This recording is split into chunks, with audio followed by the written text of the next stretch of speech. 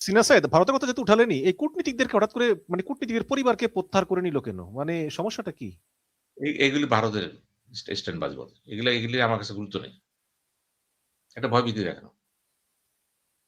মানে ভয়ভীতি ভারত কি জন্য দেখানো? দেখাইলো পৃথিবীকে দেখাইলো যে এখানে নিরাপত্তা নাই। কিন্তু এখানে তো ওই মার্কিন ইউরোপিয়ান কূটনীতিকরা তো পরিবার নিয়ে থাকে। তাদের নিরাপত্তা আছে, ওদের নিরাপত্তা নাই। এটা কেমন কথা? না, ওদের নাই। মার্কিনদের নিরাপত্তা আছে, মার্কিন তো এইজন্য আছে। ওদের নিরাপত্তা নাই। শোনেন, এগুলো হচ্ছে সেলফ ইম্পোজড নাটক সব। ভারতের কোন কূটনীতি বাংলাদেশে আজ পর্যন্ত অপমান হইছে? কেউ করছে? শুনছেন আপনি? অন্য দেশের কূটনীতি বিভিন্ন সময় মারা গেছে বিভিন্ন সময়। মার্কিন সৌদি কূটনীতিক অপমানিত হয়েছে অনেকবার এবং সৌদি আরবের কূটনীতিক মারা গেছে, তাকে হত্যা করা হয়েছে। পাকিস্তানের কূটনীতিককে কিন্তু পার্সন নন গ্রেটার করে দেওয়া হয়েছিল ৯৬ সালে। তো ভারতের কূটনীতি করা হয়নি তো। হ্যাঁ, ভারত একবারই বিপদে পড়ছিল সমস্যায়।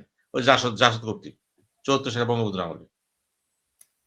ভারতের কোন কূটনীতিক এই সময় কিন্তু কোন বিধ্বস্ত। কারণ ভারত তো যেভাবেই থাক না কেন, ভারতের সব দল চায় তার সব ভালো সম্ভব। কেউ তার বিরুদ্ধে চাচ্ছে না। আনঅফিসিয়াল। এগুলি বুঝতে হবে আপনাকে যে ভারত যে কাজটা করছে, এই কাজটা নিছক তার একটা মানে বাংলাদেশকে একটা চক্কর খাওয়ানোর ব্যবস্থা করছে। কিন্তু এইটা দিয়ে তার লাভ হবে না। নন নন ফ্যামিলি পোস্টিং যেটা বললেন আপনি, এটা তো নাই। জেনেভা কনভেনশন ভিয়েনার এখন নাই তো এটা। এটা বানাইলে তো দিলাম না। আপনাকে তো প্রমাণ করতে হবে ফ্যামিলি নিয়ে যাবেন কেন? কি জন্য? লেখাপড়া করতেছে আবার যে ভর্তি করবেন সেখানে নিশ্চয়ই আপনার একটা গোল আছে কিন্তু। এতে বোঝা যায় যে ভারতের একটা নিজস্ব প্ল্যান আছে। যেখানে একটা সিগন্যাল দিল, আমি সব নিয়ে গেলাম। এটা কিন্তু ভালো লক্ষণ না। গভীরে যান ভালো লক্ষণ না। এটার পিছনে একটা কিছু আছে। মানে কতটুকু কতটুকু তারা মানে আগাতে পারে? এটা কি যুদ্ধ পর্যায়ে যাবে? আমরা জানি না। শুনুন, আমরা জানি না কেন? ভারত যেভাবে শিলিগুড়ির আশেপাশে ক্যান্টনমেন্ট করছে, আর্মস ক্যাটার করছে এবং আস্তে তারা বিভিন্ন ফ্রন্টে আসাম, শ্রীলঙ্কা করবে তাদের। তাদের উদ্দেশ্যটা তো আমি না শুধু। তাদের উদ্দেশ্য চীনও তো আছে এখানে। অনেক চিন্তা ভাবনা তার আছে কিন্তু।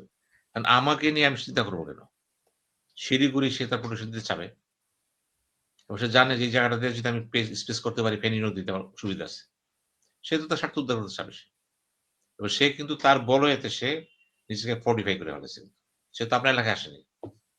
আপনি যদি কিছু করেন সেটা সে প্রতিহত করতে পারবে। সেটা অর্জন করছে সে। এবং আমি শুনলাম ভারতের ভারতীয় ভারতীয় সাংবাদিক গৌতম লাহিড়ী বলল যে এর একটাই সমাধান, যদি নির্বাচনটাকে ১ মাস পিছিয়ে আওয়ামী লীগকে নির্বাচনের সুযোগ দেওয়া হয় তাহলে নাকি ভারত একদম আবার চুপচাপ হয়ে যাবে। এটা কি সম্ভব? এটা গৌতম লাহিড়ী শোনেন, গৌতম লাহিড়ী যে কথা বলল, সে জানে না আওয়ামী লীগ এটা কেন দেয় নাই? সেটা বলবে ওনারা কেন? তো ভারতীয় সাংবাদিক, ওনাদের আবার কিছু স্ট্যান্ড আছে, ওনারা আবার ওই আওয়ামী লীগের পক্ষে। উনার এই কথার সাথে একমত হবো না তো। তাইলে আওয়ামী লীগের জন্য ভারত আছে না? আর কেউ নাই। এই কথাটা তো সে নিজে আওয়ামী লীগ শুরু করছে। ভারতও শুরু করছে সে। সে নিজেও শুরু হইছে। সে তো বাংলাদেশ রাজনীতি বুঝতেছে না। এত বড় পণ্ডিত, এত বড় পদে ছিলেন। কেন বুঝতেছেন না আপনি? আপনাকে বুঝতে হবে pulse of the nation, people. জনাব সিনা সাহেব, যারা মনে করে যে ৫ই আগস্টের এই গণঅভ্যুত্থানটা পুরোটাই জঙ্গিদের কাজ, তাহলে তারা আর কি বুঝবে বলেন? জঙ্গিদের কাজ এটা বলে হ্যাঁ, সেটা বলেন যে তাদের একটাই ব্যাখ্যা জঙ্গি কাজ করছে। এটা ভারতের বলে মতে আর কি। তাহলে বলবে। আমরা তো একমত হব না। হ্যাঁ, কিছু জঙ্গিপনা ছিল সেখানে। জঙ্গিপনা ছিল, কিছু জঙ্গি ২-১ টা গোষ্ঠী থাকতে পারে সেখানে। এত বড় একটা আন্দোলনে কি শুনে এত বড় আন্দোলনে জঙ্গি ছাড়া হয়নি। আপনি হাত দেখাবেন, "আসেন ভাই, আসেন, হ্যাঁ?" হাত দেখাইবেন না? জঙ্গি মাস্ট। জঙ্গি মনে করেন নাই, জঙ্গি তৈরি হয়ে যাবে। ঘটনার ভিতর দিয়ে তৈরি হয়ে যাবে জঙ্গি। জঙ্গি ভাড়া করতে হয় না তো আপনার। মুভমেন্ট ইটসেলফ ইনভাইট, আসো, পিটাপিটি করো, মারামারি করো। ওইভাবে দেখেন। তাদের সাদা মারার কথা দিয়ে তারা বলবে আর আমি বললাম ঠিক আছে না? ঠিক না? আমি তার বক্তব্য শুনছি অনেক কিছু। শুনি তো একটু, আমার সবকিছু তার সাথে একমত না। আবার আমাদের এক ভাই আছে এখানে, গৌতম দা, হ্যাঁ? কি গৌতম দাস গৌতম? আমার আমার চ্যানেলে আসে, জি। উনিও হাসতে কথা বলে, ইচ্ছা বাজে কথা বলেন। উনি যখন কথা বলেন, এত অ্যাসার্টিভলি বলেন, মনে হয় সব কথা তার এই র তাকে বলে গেছে, এটাই বলেন।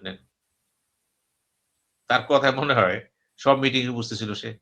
সব সে জানে। হাসতে, হাসতে বলে। ওই কথার মধ্যে কিন্তু তার আড় নাই কিন্তু। তার কথাগুলো কিন্তু আরেকটু কৌশলী হওয়া উচিত। তিনি ধরা খেয়ে যান যে তিনি সবকিছু কেউ না কেউ তার কাছে এগুলো সাপ্লাই দিচ্ছে। না এটা না তার কানেকশন আছে, এটা সত্য। অনেক জায়গায় তার কানেকশন আছে। কানেকশন তো অবশ্যই আছে। কিন্তু সেটা যখন বলতে যাবেন আপনি এভাবে না। কানেকশনটাকে আপনি সাপ্রেস করে আপনার বক্তব্য রাখবেন। ও হুম। আমি তো তার বক্তব্য শুনি তো। ভালো বক্তা, লেখাপড়া করে বোঝে ভালো।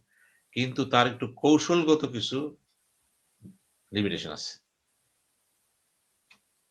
না, অনেক কিছু সরাসরি বইলা ফেলে আরকি। তাতে মনে হয় যে কেউ তারে বলে দিছে। ওটা না। শো আমরা শোনেন, জি। মেসেজ তো আপনার কাছেও আসে, আমার কাছেও আসে। তো কি হইছে? মেসেজটা যখন সরবরাহ করবেন, আপনি প্রমাণ করবেন এটা আপনি। আপনার একটা কৌশল থাকবে, সৌন্দর্য থাকবে সেটাই হবে। এখন গৌতম লাহিড়ী একভাবে বলে, গৌতম দাস একভাবে বলে, আবার ওই যে একজন আছে কি নর্থ ইস্ট এর কি নাম?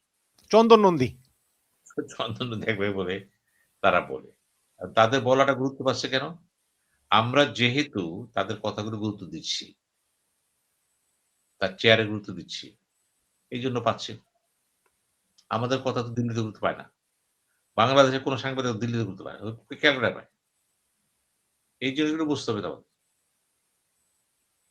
না, আমার এগুলো মনে কিন্তু হয় শেখ হাসিনা ভারতে পালিয়ে যাওয়ার কারণেই হয়তো এই সাংবাদিকদের গুরুত্ব বেড়েছে। আওয়ামী লীগের আমলে তো আমি সাংবাদিকদের এত গুরুত্ব দেখতাম না। ইদানিং ভারতীয় সাংবাদিকরা খুব গুরুত্ব পায়, বিশেষ করে বাংলা ভাষাভাষী সাংবাদিকগুলো।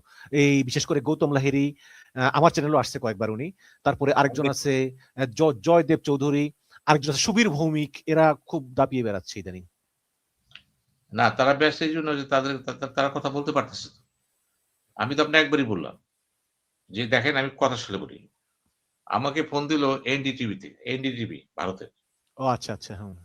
কয়েকবার ফোন দিছে আমাকে। আমি বললাম, "না, আমাকে বলে ইলেকশন এর কিছু বলো।" "কে তুমি?" পরিচয় দিল, বড় পরিচয়। "I am sorry, I am not in a position this moment to speak here." আমাকে তো পাকিস্তান টিভিতে ফোন দিল আমাকে। হুম। এই যে এখন দিচ্ছি দেখো, এখন ফোন দিছে ওই নাম্বারে। আমি বলছি, "দেখো, বাংলাদেশ ইলেকশনে কথা বলার মতো পরিবেশ আমার নাই। আমার কাছে নাই।" কারণ কিন্তু আমি কি কিন্তু কি বলতে চাবো জনাব জনাব বলা সিনা যায় না? সৈয়দ, আপনার কাছে আমার প্রশ্ন যে আপনি ইংলিশে খুব দক্ষ এবং আপনি নিজেও ইংলিশ টক শোর হোস্ট ছিলেন অনেকবার। তাহলে এই যে ভারতের এনডিটিভিতে আপনাকে ডাকে, আপনি না করেন কেন? আপনার মানে আপনি রাজি না কেন? আপনার এটা মানে কারণটা কি? আমার কারণ একটাই। আমি এই বিষয়গুলো এখন কথা বলব না। ওরা কথাগুলোকে ঘুরে অন্যভাবে নিবে। জিজ্ঞেস করলে কি না? নিউজ এর মধ্যে নিবে তারা। এখন নিউজে কি বলবে? আমার কতটুকু রাখবে না রাখবে? আমি তো সন্দিহান। পাকিস্তান টিভি আমাকে বলেছে, কি মেয়েটার নাম জানি কি ফোন দিল একটা পরে একটা ছেলে দিল। আমি বলছি, "আমি কথা বলব। Not now. আমি বলব তোমাদেরকে।" হ্যাঁ, আমি কথা বলব। আমি তখনই কথা বলব যদি মনে হলো যে এখন কথা বলা যায়। কারণ তাদের প্রশ্নগুলো তো আমাকে বুঝতে হবে। প্রশ্নের ধারটা আমি বুঝতেছি কিভাবে। এই পর্যন্ত যে কটা ইন্টারভিউ বাংলাদেশে নিচ্ছে, আমি দেখছি কয়েকজনের। কিন্তু কথা বলতে দেয়নি। ওরাই কথা বলে। ওরাই কথা বলে এবং আপনি যা বলেন এটাকে এডিট করে কথার মানে বিকৃত করে ফেলায়। তা আমি সেইজন্য বলছি better to keep me away for all this things.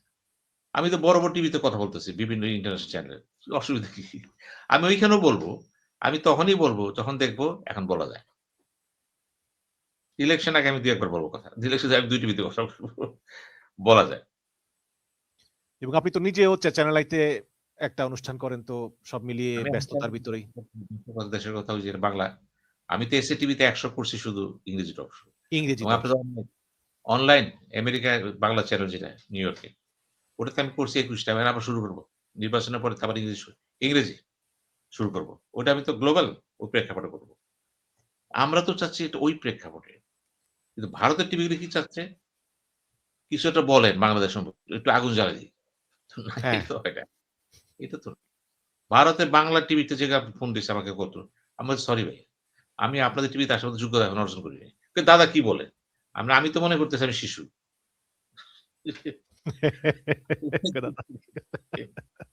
মানে আপনি আমাদের বলছেন যে আমি আপনাদের চ্যানেলে আসার মতো যোগ্যতা এখন অর্জন করি নাই। বলে, পুরো "দাদা আপনি বলেন। আপনি ইংরেজি টক শো করতেছেন। আমরা দেখতেছি আপনাকে। আমি দেখে থাকলে ভালো। এখন তো সবকিছু তো YouTube এ চলে যায়। ভালো। তো কেন দাদা আপনি বলবেন না?" আমি এইজন্য বলব না যে আমি মনে করি আপনার কাছে আমি শিশু। চুপ হয়ে গেছি। তো এগুলো হয়ে যায় কিন্তু বাংলাদেশ হচ্ছে অবরোধ। আমি এখন মনে করি নির্বাচনের কথা বলতেছেন।